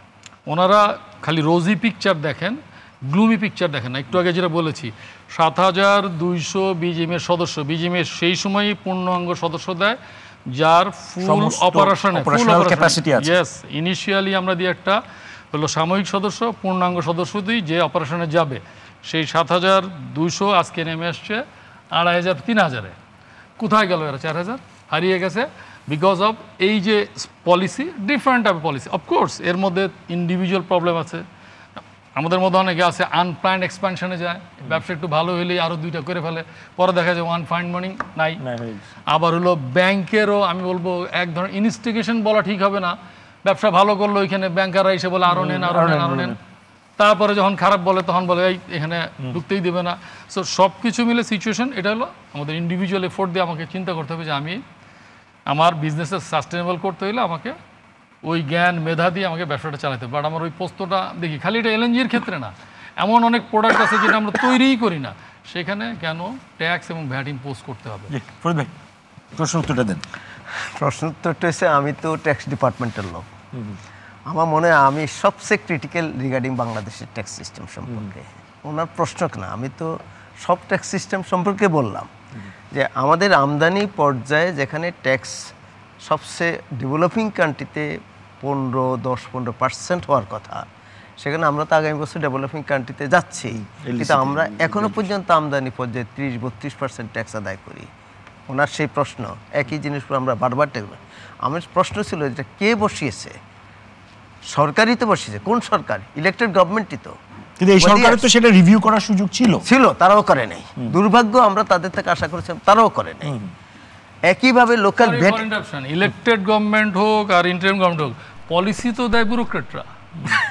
এন্ড দেন না পলিসি দেয় ইমপ্লিমেন্টেশন পলিটিশিয়ানরা করে, পলিটিশিয়ানরা ইমপ্লিমেন্ট করেন কিন্তু পলিসি দেন। এখন যদি সংবিধানকে আপনি এক সাইডে রেখে বলেন যে পলিটিশিয়ানরা করে না, এটা আমি বলি না করে না, বাস্তবতা পলিটিশিয়ানদের ওই ব্যুরোক্রেটরাই তো করে। বিহাইন্ড দ্য সিন এটা তো বলা যাবে না। এই ফোরামে কি এটা বলা যাবে? এই ফোরামে না, এই ফোরামে এটা পাবলিক ফোরাম, পার্লামেন্টের ডিসকাশন হতো না। না, এই ফোরামে কি এটা বলা যাবে যে এটা ধরেন public- না না আমি আপনাদেরও আপনাকে তো বলি reform হইলো। না না আমি আপনাকে বলি আপনাদেরও তো রিফর্ম হইলো কিছুদিন আগে, তাহলে ইন্টেরিয়াম গভর্নমেন্ট চাইলে যে আচ্ছা পারে। আমি এখন যেটা উত্তর দেব সেটা হচ্ছে এই যে ট্যাক্স সিস্টেম নিয়ে আমরা এত আলোচনা করছি সমালোচনা করছি, ওনারা যে প্রবলেমগুলির কথা বলছে, ওনারা কেন যে কেউ যে বাংলাদেশের ট্যাক্স সিস্টেমে যে প্রবলেমের কথা বলেন আমরা সবগুলি প্রবলেম আমরা মানে হচ্ছে যে একটা ট্যাক্স রিফর্ম কমিটি করছে এই গভর্নমেন্ট, সেই রিফর্ম কমিটির ড্রাফট রিপোর্টের মধ্যে আমরা এই সবগুলি সমস্যাকে নিয়ে আসছি উইথ সলিউশন, এবং এটা আমরা এখন ওনাদের মতামতের জন্য পাঠিয়েছি যেটা সবার আপনি কাছে প্রথম রাউন্ডে বলেছেন। রাইট, এটা সবার কাছে পাঠিয়েছি। আজকে ইনারা যারা কথা বলছে আমি চাইবো যে ইনারা অ্যাটলিস্ট ওই ডকুমেন্টের উপর মতামত লিখিতভাবে দেখ, এবং পরবর্তী পর্যায়ে আপনি যখন অনুষ্ঠান করবেন তখন ওনারা এখানে যেন কথা বলে, এটা আমার প্রত্যাশা চাইবো। অবশ্যই দেবো। আমি এটা চাইবো বিশ্ববিদ্যালয়ের শিক্ষকরা না, নিশ্চয়ই। সবারই কথা বলা উচিত।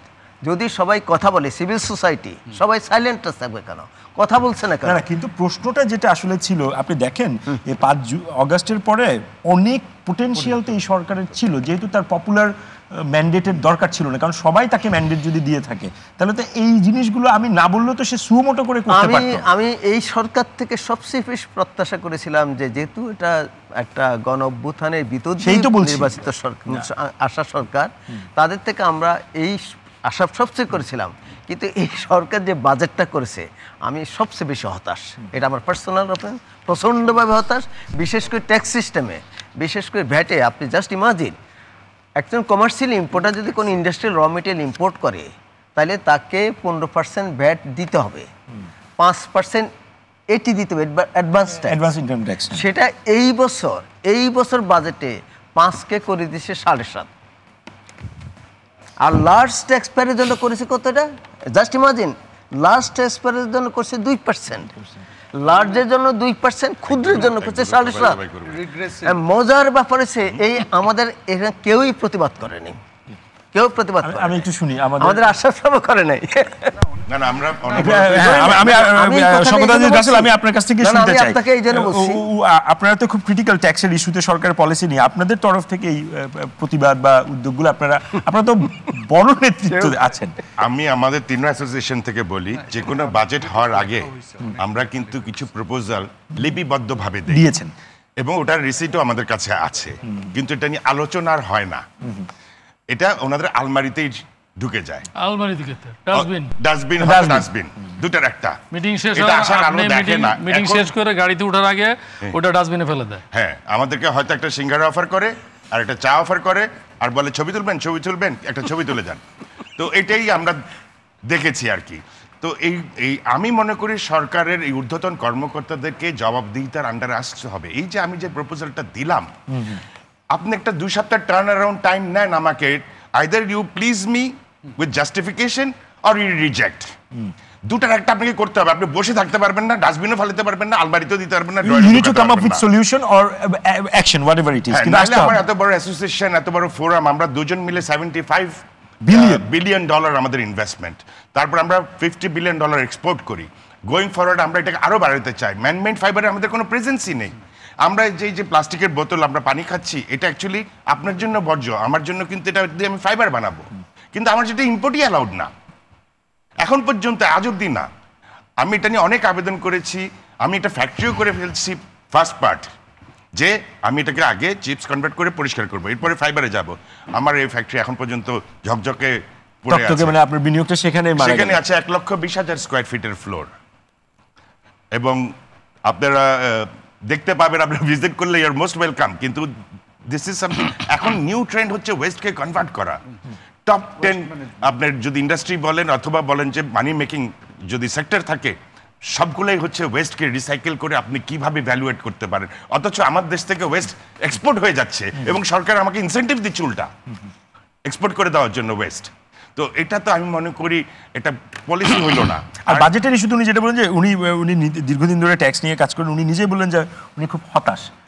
আপনারা যেটা বলেন যে বাজেটের আগে আপনারা আসলে বসেছিলেন, আপনি যেটা বলেন যে সিঙ্গারা টিঙ্গারা খাওয়ানো, এটা এই বছর বলে না, সব বছরই সেটাই বলছি, সব বছর থেকে এই বছরটা একটু ভিন্ন প্রত্যাশা নিশ্চয়ই আপনারা করেছিলেন। হ্যাঁ করছিলাম, বাট ওটা না, প্রতি বছরই আবার টাইম বলে দেয়, 1 মিনিটের বেশি বলতে পারবেন না, আমি যাই না, এই জন্য যাই নাই কত ইয়েতে। আরেকটা প্রশ্ন আমি একটু আপনার কাছে রাখতে চাই, যেটা প্রফেসর সাদাত বললেন যে আসলে যদি আমরা একটা ডেট পাই, সেটা 6 মাস 1 বছর যেই পড়ে হোক, মানে এই সমস্ত কিছুর অনেকখানি সংকট সমাধান হওয়া সম্ভব যদি আমরা স্পেসিফিক ডেট পাই। এটাকে আসলে আপনি রিয়েলি মনে করেন? আমি একটা জিনিস বাবু ভাইকে সাইড করবো অ্যাগেন। একটা কথা আছে, when there is a catastrophe there is window of opportunity. Exactly.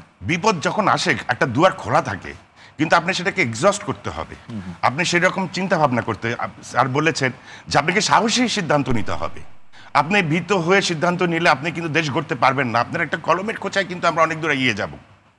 আপনি যদি পলিসিগুলা ঠিকমতো আনেন, আপনি যদি গঠনমূলক পলিসি করেন, আমাদের সাথে ডায়ালগ করেন, আমরা বলে দেবো স্যার এটা যদি আপনি আমাকে অ্যালাউ করেন আমি এত টাকা এক্সপোর্ট আনবো। প্লাস্টিকে তো আমাদের প্রেজেন্সই নেই, ম্যানমেড ফাইবারে আমাদের প্রেজেন্সই নেই। আজকে আমরা যে এখানে স্টুডিওতে যতজন আছি, আমি বলতে পারি মোটামুটি, কেউ আমাকে অন্যভাবে নেবেন না, যে আমাদের পরনে কিন্তু মোটামুটি সকলের কাপড়ই কিন্তু বিদেশি। What does that mean? That means একটা স্কোপ আছে এগুলো আমার দেশে তৈরি করবার।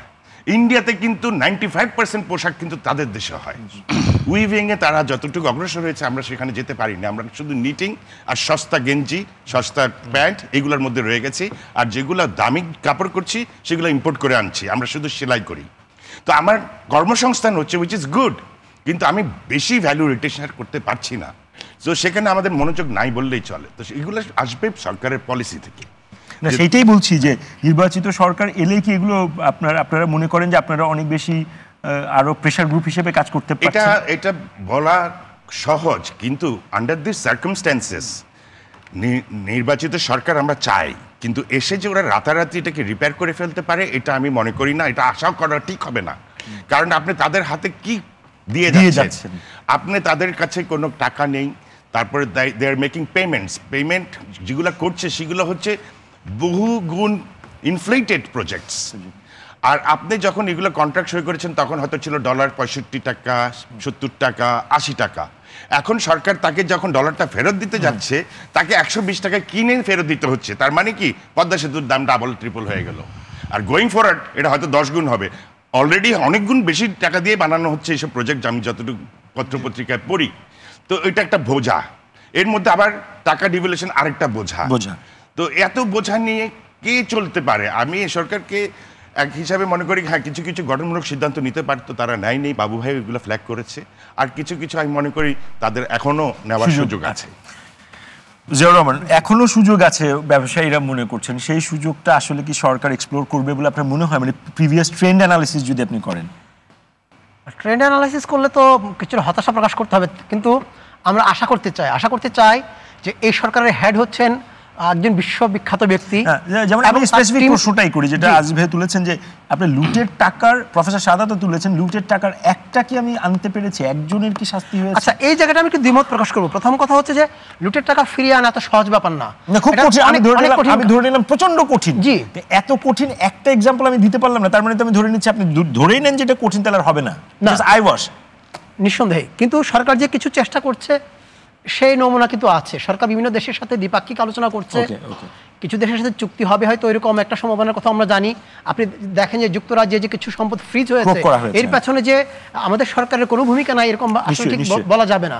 আপনি দুদক, সেটা তো সে ওখানে কিনেছে, সেটা আপনি ক্রোক করেছেন, কিন্তু যেই টাকা সে নিয়ে গেছে সেই টাকার আপনি কি, মানে আমি বলছি না যে এই দেশ থেকে টাকা নিয়ে যাওয়া টাকা দিয়ে কিনেছে।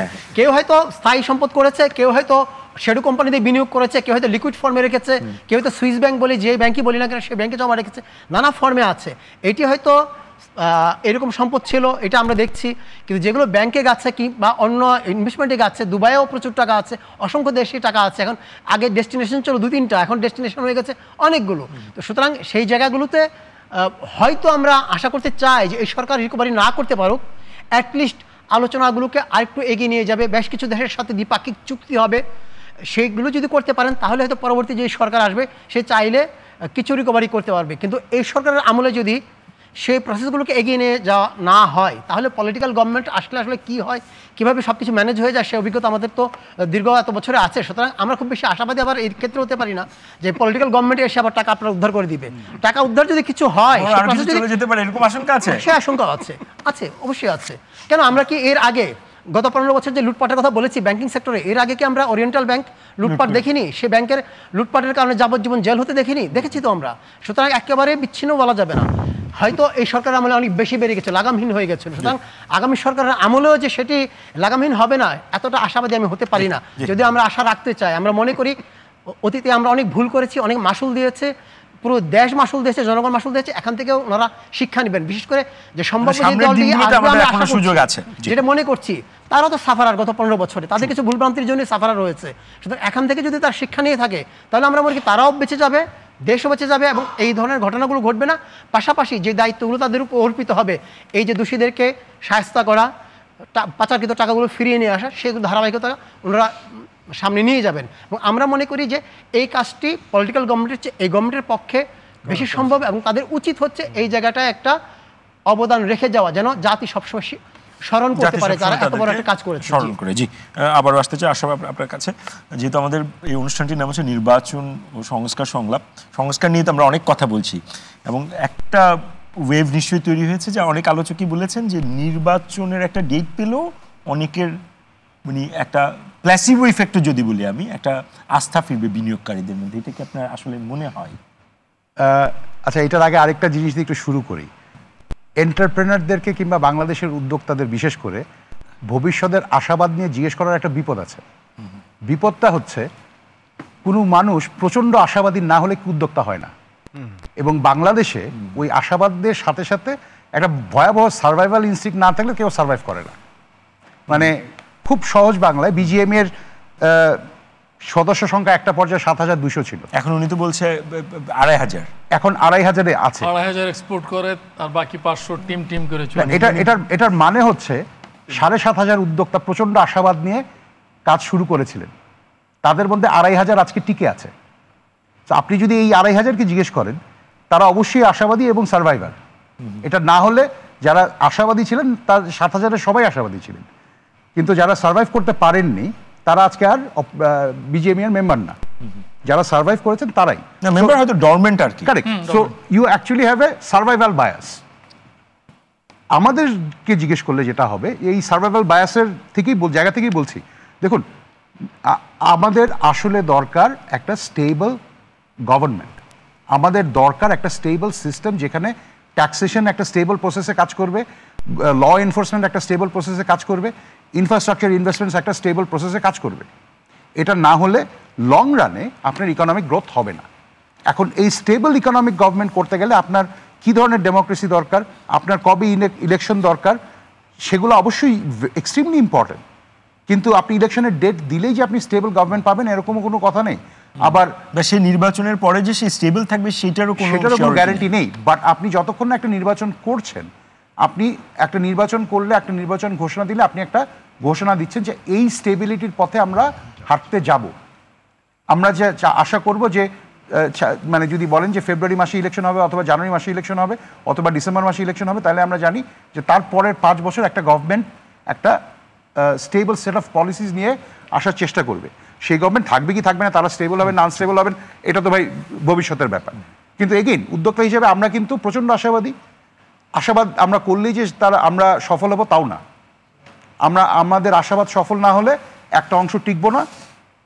যেটা মাহমুদ হাসান খান বললেন যে 2,500 টিকে আছে, অপারেশন আছে, 500 টিম করছে, যদি এরকম ট্রেন্ড চলতে থাকে এই 2,500 আরো কমে যাবে কিনা এটা মনে হয়? অ্যাবসলিউটলি। আপনি যত মানে ব্যাপারটা কি, এন্টারপ্রেনারদের ইস্যুটাই হচ্ছে যে even in a darkest of the hours, even when the economy is contracting, collapsing, তখনও কিন্তু আপনার ব্যবসা বের হয়ে যাবে। মানে টেক্সট বুকে দেখবেন যে কলাপসিং ইকোনমিতে কী ব্যবসা করা যায়। ব্যাপারটা কিন্তু ইস্যুটা হচ্ছে যখন আপনি একটা বার্ডস আই পার্সপেক্টিভ থেকে দেখবেন, তখন দেখবেন যে এই সার্ভাইভারের সংখ্যাটা কমে যাচ্ছে।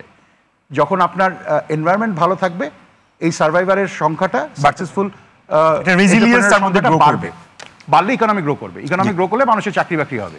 প্রফেসর শাহাদাত, একটু থিওরিটিক্যালি শুনি যে অনেকগুলো চ্যালেঞ্জ মোটামুটি আমরা শুনলাম, যেখানে ব্যবসা বাণিজ্য এবং বিনিয়োগ আটকে আছে। আমাদের সামনে যে সময়টা এই সরকারের হাতে আছে, সরকারের কাছে আসলে আপনার পরামর্শটা কি?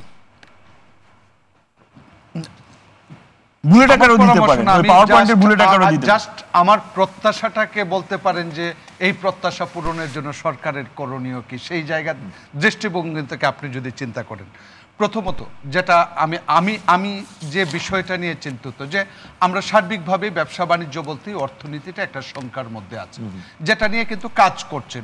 আপনি যদি বলেন যে ব্যাংক নিয়ে ভাবছেন, সেই ভাবনাটা আমি মাহমুদ ভাইয়ের সাথে শুধু বলবো যে আপনি রেমিটেন্সের যে রিজার্ভের কথাটা বলছেন, হ্যাঁ সেটা পজিটিভ, কিন্তু আপনি একজন ব্যবসায়ী, আপনি যদি বলেন একই সময়ে 29% র মেটেরিয়ালস মধ্যবর্তী পণ্য এবং যন্ত্রপাতির কারণে 29% কমে গিয়েছে, তার মানে হচ্ছে এই 29%-এর ভ্যালু $68 বিলিয়ন অফ 30%, 1/3। সো এই টাকা তো অটোমেটিক্যালি 30-এ পৌঁছায়, মানে this is simple maths, not very complicated. So এটার আবার একটা সিভিয়ার কনসিকুয়েন্স হচ্ছে ফিউচারের আনসার্টেনিটি, যেটা গ্রোথ নিয়ে ওয়ার্ল্ড ব্যাংক আবারও সংখ্যা প্রকাশ করছে, এটা 3.3 না, হয়তো 2-এর ঘর, যেটা আমার কোনো প্রজন্ম দেখছে সেটা নিয়ে আমরা ভাবছি। আমি সেই জায়গাটা থেকে বের হতে চাচ্ছি। এখন তাহলে কি দরকার কিন্তু বলা হচ্ছে যে আমাদের অর্থনৈতিক স্থিতিশীলতা তখনই আসে যখন রাজনৈতিকভাবে দেশ স্থিতিশীল হয়। তার মানে হচ্ছে পলিটিক্যাল স্টেবিলিটিটাই আসলে ডমিনেন্স রোল প্লে করে। এখন রাজনৈতিকভাবে স্থিতিশীল হবে কিনা সেটা কিন্তু আমরা এই 1 বছরের মধ্যে রাজনৈতিক স্থিতিশীলতা কিভাবে আসবে সেটা নির্বাচন ঘোষণা করলেন, বিষয় হচ্ছে রাজনৈতিক স্থিতিশীলতা আসবে সেটা বলতে পারছেন না। আসলে এইখানে এই যে অন্তর্ভুক্তির বিষয়টা সেটা কিভাবে হবে, বাংলাদেশ আওয়ামী লীগ তাদেরকে হটানো হয়েছে, তার মানে তারা থাকবে না, এটা যদি ধরে একটা রাজনীতি করা হয় তাহলে সেটা কি ভবিষ্যৎ কনসিকুয়েন্স কি? তাহলে 1 বছর লাগতেছে, এটা নিষিদ্ধ হয় না, কার্যক্রম স্থগিত থাকে, বিষয়গুলো আমি বলবো প্রশ্নবোধক চিহ্নের মতো। অতএব সেই জায়গাটাও যখন স্পষ্ট না হবে, কথা হচ্ছে সবার রাইটস আছে, পলিটিক্যাল রাইটস, যারা পাপ করছে তারা পাপিষ্ট, তাদের পানিশমেন্ট হবে, কিন্তু যে পাপ করে নাই তাকে আপনি বঞ্চিত করতে পারেন না। হিউম্যান রাইটস, পলিটিক্যাল রাইটস, সেটা বলতেছি আমি। এই জায়গাটা পরিচ্ছন্ন না হওয়া পর্যন্ত বাংলাদেশের সংখ্যাটা, আকাশে যে মেঘ, কালো মেঘ, সেই জায়গাটা কিন্তু পরিষ্কার হচ্ছে না। আমি বলছি, আমি পূর্ব শর্ত হিসাবে রাজনৈতিক স্থিতিশীলতা নিয়ে আসছি।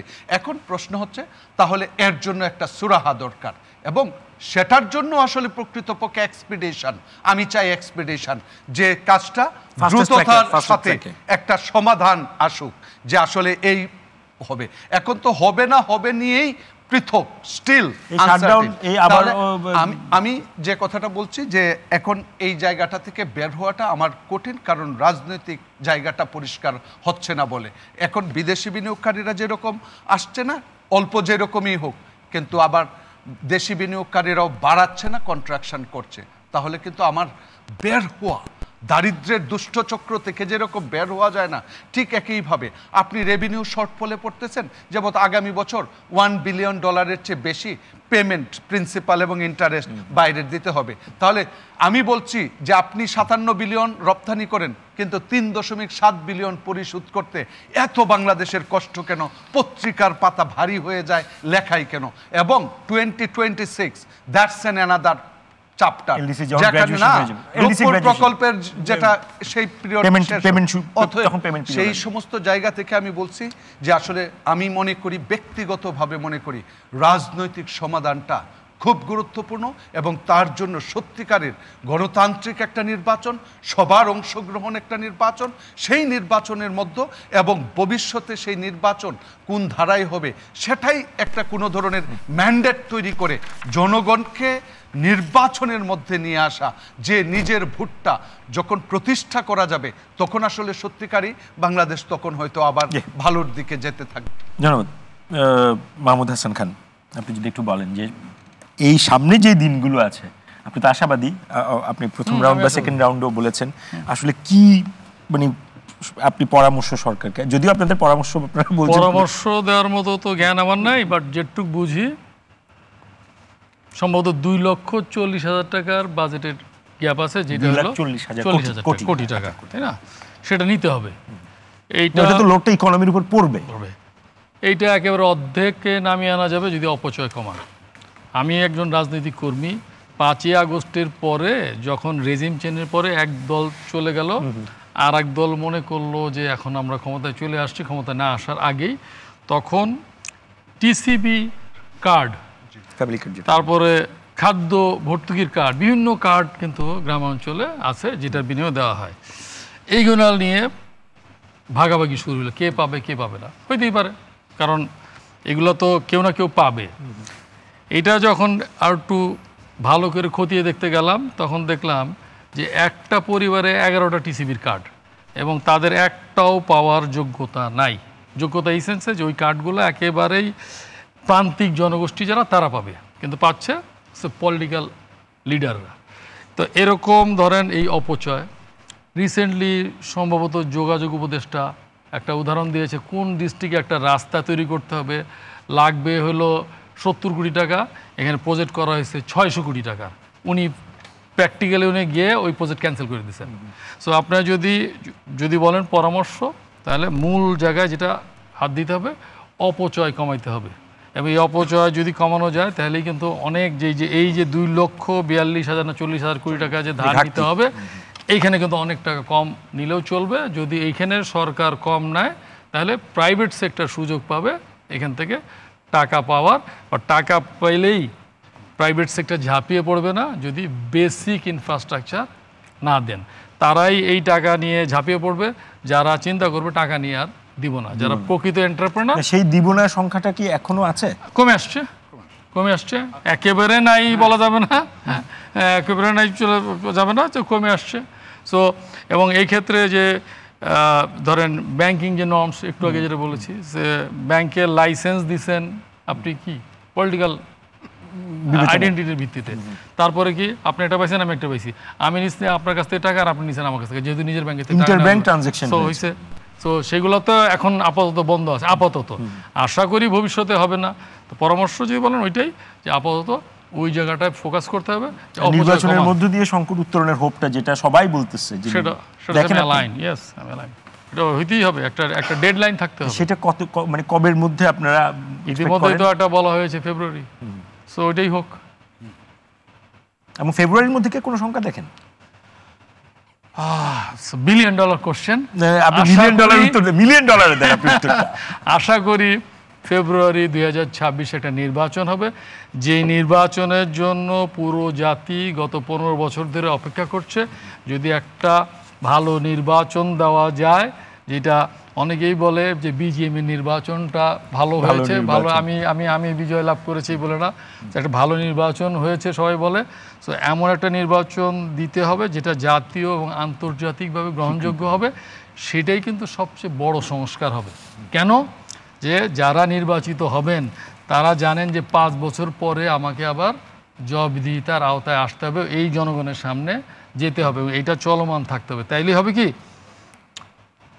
রংডুইং হবে, রাতারাতি কেউ ফেরস্তা হয়ে যাবে না, মাত্রা অনেক কমে আসবে, মাত্রা অনেক কমে আসবে, সেটাই এক্সপেক্ট করে জনগণ। ফরিদ ভাই, একেবারে শেষ দিকে আমরা আপনার কাছ থেকে ওই যেটাকে আমরা বলি আর কি পরামর্শ বলেন, সরকারের কাছে আপনি কিছু পৌঁছাতে চান, বক্তব্য যদি বলেন, কারণ দিন শেষে ব্যবসা বিনিয়োগে গতি যদি আনতে হয়। হ্যাঁ, আমি ওনাদের দুজনের সাথে একমত, যদিও বিগত দিনের অভিজ্ঞতায়, রাজনীতির অভিজ্ঞতায় খুব বেশি আশাবাদী না হতে পারছি না। তারপরেও যেভাবে যদি সত্যিকার অর্থে ভালো ইলেকশন হয়, রিপ্রেজেন্টেটিভ গভর্নমেন্ট হয়, দায়িত্বশীল গভর্নমেন্ট হয়, বিগত দিনের সমস্যাগুলি তারা পার্লামেন্টে আলোচনা করে সমাধান করে, ডেফিনেটলি এটা আমিও আশাবাদী যে সামনের দিন ভালো হবে। আর এই ট্যাক্স সিস্টেমের ব্যাপারে আমি যেটি বলবো সেটা হচ্ছে যে এটা আমরা যে প্রপোজালটা করেছি, এটা কিন্তু আমরা পলিটিক্যাল পার্টিকেও দিয়েছি, শুধু ব্যবসায়ীদেরকে না, আমরা পলিটিক্যাল পার্টিকেও দিয়েছি। আমরা মনে করি যে রাজনৈতিক ওনারশিপ ছাড়া এই যে রিফর্ম কখনো বাস্তবায়ন হবে না। আপনাকে একটা কথা বলি, সেটা হচ্ছে এনবিআর কিন্তু ক্যাপাসিটি সমস্যা, বড় সমস্যা এখানে, রেভিনিউ না হওয়ার কারণ, এখানে ট্যাক্স সিস্টেম ভালো না হওয়ার কারণ। এই রিফর্মটা কোনো পলিটিক্যাল গভর্নমেন্ট কিন্তু কখনো এটা নিয়ে ভাবেও নাই, এদেশে কোনো গভর্নমেন্ট কখনো ভাবে না, সেটা ইলেক্টেড হোক অথবা আনইলেক্টেড হোক। যা কিছু চেঞ্জ এসছে এটি কিন্তু ডেভেলপমেন্ট পার্টনারদের, বিশ্ব bank, IMF, Asian development bank বিভিন্ন শর্ত হিসাবে দিয়েছে, ওই শর্তের অংশ হিসাবে এক্স্যাক্টলি এটা পিসমিল প্রপোজাল, একটা হোলিস্টিকও না। আর হোলিস্টিক ছাড়া কোনো রিফর্ম হবে না। আর জিনিস যেটা মাহমুদ হাসান খান যেটা বললেন, যে আপনি যদি ওই যে 2,40,000 কোটি টাকার যে আপনার শর্টেজ আছে, সেই ডেফিসিট যেটা আছে, সেটা যদি আমরা যদি অপচয় আমি অপচয়ের জায়গাটা এই মুহূর্তে কি এক্স্যাক্টলি ফিসকাল পলিসি, একটা হচ্ছে মনিটারি পলিসি, একটা হচ্ছে মনিটারি পলিসি, ফিসকাল পলিসি, দুইটা দিক, একটা হচ্ছে রেভিনিউ, একটা হচ্ছে এক্সপেন্ডিচার। এবং আমি ওনার সাথে একমত, অপচয় তো হচ্ছে, বড় হয়েছে, এখনো হচ্ছে, অপচয় হয়েছে, এই অপচয় অবশ্যই কমাতে হবে। ধরুন গভর্নমেন্ট কিন্তু মুহির সাহেব যখন ফাইন্যান্স মিনিস্টার ছিল, উনি 2016-10-11 থেকে বাজেটের সাইজ বাড়াইছে এবং বাড়াইতে বাড়াইতে এটা 7-8 লক্ষ কোটি টাকা মনে নিয়ে গেছে। উনি যখন রিটায়ার করেছে, উনি কিন্তু তখন বলেছে, সময় বলেছে যে এখন থেকে আমরা আর বাজেটের সাইজ বাড়াবো না, ডেফিসিট ফাইন্যান্সিং এ যাবো না, এখন কমাবো না। আমি একটু বলি, এটা ছিল টার্গেট, এটা ছিল না টার্গেট। এবং এই গভর্নমেন্টও বলেছিল যে তারা কিন্তু তাদের রিসোর্সের ভিত্তিতে বাজেট করবে, কিন্তু আনফর্চুনেটলি দিনের শেষে তারাও কিন্তু আগের গভর্নমেন্টের মতো 7 লক্ষ বাজেট ওই ডেফিসিট ফাইন্যান্সিং এর লাইনে চলেছে।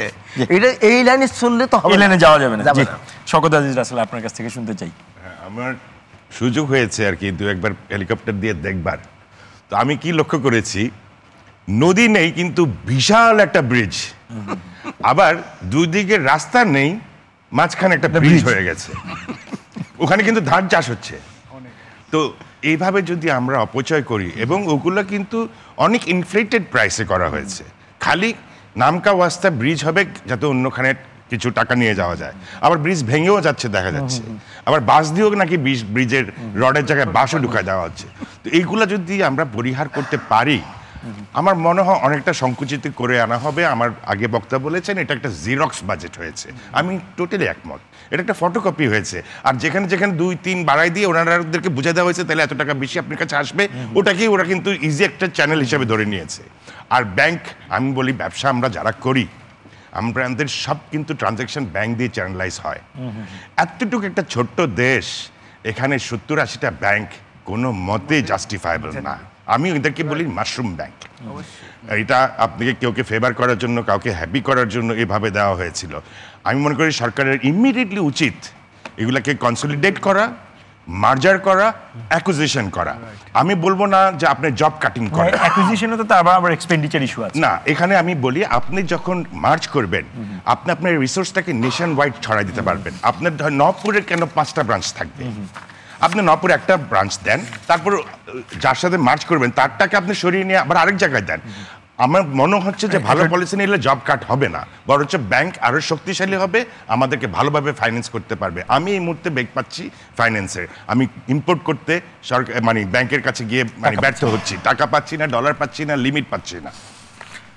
জিয়াউর রহমান, জি, মানে সংকট উত্তরণে আটকে যেখানে আছে আটকানোটা আমি যদি ছোড়াতে চাই, একেবারে ছুটে যাবে এরকম হয়তো সম্ভাবনা এই মুহূর্তে দেখি না, তবে পথটা একটু মসৃণ করা যেতে পারে। যে কথা আমরা আগে আলোচনা করছিলাম যে একটা বড় ধরনের পরিবর্তন, একটা গ্রহণযোগ্য নির্বাচন না হওয়া পর্যন্ত, পরিবেশ তৈরি না হওয়া পর্যন্ত রাতারাতি পরিবর্তন হবে না। কিন্তু এখন যে একদম গতিহীন হয়ে গেছে, সেই গতি এই জায়গাটা একটুখানি সচল করা যেতে পারে। আমাদের স্বীকার করতে হবে যে মাঝখানে গত সরকারের শেষ সময়টাই অর্থনীতি একটা বিশাল একটা গহ্বরে পড়ে যাচ্ছিল, সেই গহ্বর থেকে কিন্তু এই সরকারকে তুলে এনেছে।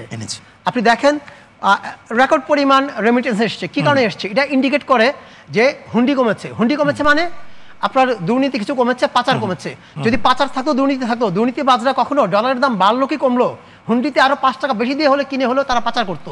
তার মানে কিছু জায়গা স্বস্তি হয়েছে, একটু ভালো জায়গায় এসছে। আগামী সরকার, নির্বাচিত সরকার যদি ভালো কিছু করতে চায়, তাদেরকেও একটু আরেকটু ভালো জায়গায় রেখে যেতে হবে। সেই ভালো জায়গায় রেখে যাওয়াটা যেন এই সরকার করে যেতে পারে। সেই জায়গায় আমরা মনে করি যে রেভিনিউ আহরণের দিকে একটা বড় জোর দিতেই হবে। এই জায়গাটা সবচেয়ে বড় চ্যালেঞ্জিং হবে। আপাতত যদিও এনবিআর আন্দোলন থেমেছে, কিন্তু ভেতরে যে কষ্ট সেটা কিন্তু দূর হয়নি। এনবিআর কর্মকর্তাদের সাথে আমাদের যে কথা হয়েছে, তারা কিন্তু এই সংস্কারের ব্যাপারে একেবারে মোটা দাগে বিরোধী এরকম না, কিন্তু তাদের দু একটা জায়গায় আপত্তি ছিল, সেটি হচ্ছে পদায়ন। কিছু জায়গায় এরকম একটা গ্রে এরিয়া আছে যেখানে অন্য কিছু আসতে পারে। এই জায়গাটা সব কিন্তু অ্যাড্রেস করতে পারতো। আমার মনে হয় না এনবিআর লোকজন খারাপ, তাদের অনেক অনিয়ম দুর্নীতির কথা আমরা শুনি জানি, কিন্তু অন্য আমলারা কি ধোয়া তুলসী পাতা? এই গ্যারান্টি কে দিবে? সুতরাং কি দরকার ছিল? এখন আপনি যে আজকে এই সমাধান করলেন, দুটো কারণে সমাধানটা হয়েছে আমার ধারণা। একটি হলো আপনি যথার্থই বলেছেন, এনবিআর সবাই খারাপ না, সবই মানলাম, কিন্তু ওই যে আপনার আমলাদের তো একটা আধিপত্য আমলাতন্ত্রের ভিতরেই থাকবে, সেইটিকে আপনাকে ডিফেন্স করা আসলে মেকানিজম সরকারের হাতে তো ছিল। সেই এখন যেটি হয়েছে সেটি হলো যে আপনি উপর দিয়ে হয়তো একটা একদম প্রলেপ দিয়েছেন, কিন্তু ভেতরে ঘা কিন্তু শুকায়নি। এই যে এনবিআর কর্মকর্তাদের মনে যে হতাশা, দুঃখ, কষ্ট, তার প্রভাব কিন্তু পড়বে আগামী দিনে রেভিনিউ কালেকশনে, এবং সেটি কিন্তু সরকার টার্গেট। আপনার কাছ থেকে আমরা একেবারে শেষ মন্তব্যটা শুনবো যে আসলে সরকারকে এই আটকে থাকা অবস্থা থেকে বের করার জন্য কি সুপারিশ আপনি দিতে চান?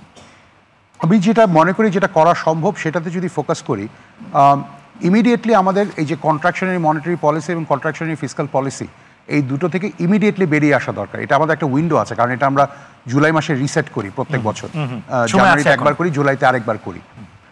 বিকজ যেটা হচ্ছে দেখুন, আপনি এই কন্ট্রাকশনারি মনিটারি পলিসি দিয়ে আপনি ইনফ্লেশন যতটুকু কমানো সম্ভব কমিয়ে ফেলেছেন।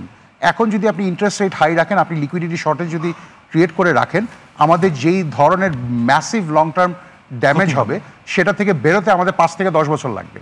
তো আমি যেটা মনে করি যে ইমিডিয়েটলি এই পলিসির এই ডিরেকশন স্ট্র্যাটেজিটা এখনই রিসেট করা দরকার। আপনাদের সকলকে অসংখ্য ধন্যবাদ। দর্শক, আজ এ পর্যন্ত। আগামী সপ্তাহে আবার নতুন কোনো ইস্যু নিয়ে হাজির হব। সেই পর্যন্ত আপনারা সবাই ভালো থাকুন।